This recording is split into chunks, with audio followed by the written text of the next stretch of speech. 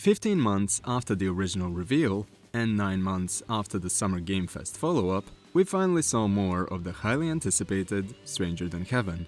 Given that the relevant video was yet another teaser, as opposed to a more concrete display of potential plot points or a core gameplay loop, this led to more theory crafting in the Yakuza community, something that was very much needed given the aftermath of Kiwami 3. Seeing as a dedicated showcase for STH will be held in a little over a month, I thought it would be fun to throw out one more brief discussion piece while we're still technically in the dark about the game. As with some of the reveals from the Xbox showcase, this led to more questions regarding the project's independence from the core Yakuza series. So, let's start from the top.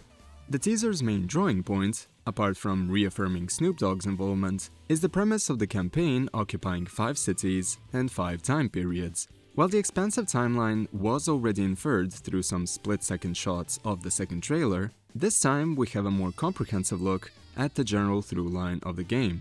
Each of the years chosen is marked by either world-changing events or belongs to a decade of grand significance to core Yakuza lore, assuming we continue with the logic of this being a prequel to the series.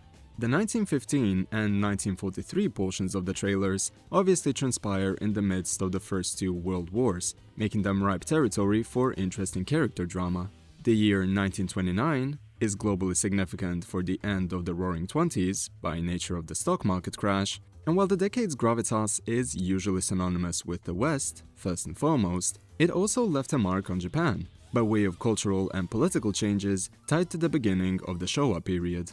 1951 was the year that the San Francisco Peace Treaty was signed, leading to a return of sovereignty to Japan after 7 years of occupation. But the choice of concluding STH's timeline with 1965 is where things get really interesting. This is also the point where we shift into the myriad of theoretical connections to Yakuza, because the 1960s are the decade when the Tojo clan was seemingly formed. With the protagonist of STH being referred to as Mako Daito, the fact that the founder of the ever-so-present Tojo clan was named Makoto Tojo, and the fact that the 60s portion of the teaser explicitly showcased the classic gate from Kamurocho, this is where the idea of the new IP being completely separate from Yakuza was brought into question. Granted, the last we heard of this idea was back when the project was briefly alluded to in 2021, and a lot can change within an extensive dev cycle. But given how the Judgment series was also merely tangentially tied to Yakuza for its first entry, I don't think that these IPs occupying the same space should be cause for concern, even if Stranger Than Heaven ends up being a prequel of sorts. Historically, some of RGG Studios' strongest narratives were made in the form of origin stories, a matter I've gone over in my second game problem video. And given how little is known about the formation of both the Tojo and the Omi, despite their significance in decades of conflict, this is the strongest position that RGG's writers could have been granted to hopefully make another classic entry. The brutality of both the time periods and the gameplay showcased should also tone down the concerns regarding the team's reluctance to permanently erase characters, as looking at Yakuza's origin stories, and even the Samurai era entries, they all have a substantially high casualty rate. Of course, with the most recent developments from Kiwami 3 and the reliance on a particular antagonistic group in modern Yakuza entries, there is also this concern that STH would be telling the origins of someone other than the Tojo and Omi, and these concerns are indeed valid.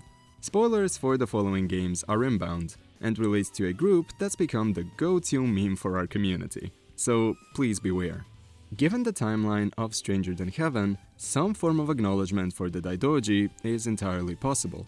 Their founder Minoru's lifespan and actions that would lead to the group's formation would fit perfectly with the sections in the 1940s and 1950s, as 1945 and 1952 were both years instrumental in the creation and subsequent concealing of the Yamato Mark II. The date proximity is obviously there, but having said that, I wouldn't go so far as to say that Mako Daito would take on a dual identity as being both Makoto Tojo and Minoru Daidoji to facilitate so many twist reveals in STH. Now, it is unfortunate that both of Yakuza's samurai spin-offs feature protagonists with dual identities, shown with Kiryu Kazumanosuke / Miyamoto Musashi in Kenzan and Saito Hajime / Sakamoto Ryoma in Ishin, but what are the odds of this happening a third time and leading to a community-wide aneurysm? You know what, on second thought, maybe this whole part of the script should be deleted. Wouldn't want to give a particularly cheeky writer any new ideas, right? With regards to the 5 cities shown, on the other hand, we have another interesting collection of theories surfacing, as the only other time that RGG delved into a setting this massive was in Yakuza 5. Given how the 60s map is indeed Kamurocho, and the 40s map is most likely Sotenbori, I could also say that the 1920s setting belongs to Tsukimino to round this up, if only due to the snow setting being present and the sheer hilarity of this contributing to Yume-related posts. I'm not sure what the current go-to interpretation of the unknown maps is, however, and while we used to have theories that the 1915 map is actually Yokohama due to the tram infrastructure, a part of me wonders if this may actually be the city of Kyo instead.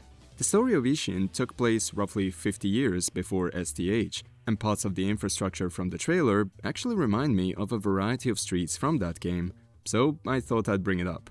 And as for the 1950s city, beyond the fact that the sign here apparently reads "steamed buns", I have no clue what the spot might be, though it does remind me of the real-life district Shinseicho is based on, ever so slightly. Stepping aside from the guesswork for a moment, but there's one very important release decision that was confirmed with this teaser and needs to be highlighted: the fact that RGG is officially done with last-gen support. The presence of the PS4 versions for the brunt of their newest releases was understandable for a time, especially with the infamous chip shortage and everything else that plagued the gaming industry a couple of years back. But this also held the studio back from delivering a fully contemporary feeling project. So the fact that the PS4 concluded its run with, I believe, 17 entries, compared to 9 PS3 releases and 11 PS5 releases so far, is genuinely commendable. Now, they can allocate resources into just 3 system batches, which, coupled with a dev cycle dating back 5 years, should make this the most substantial RGG project to date.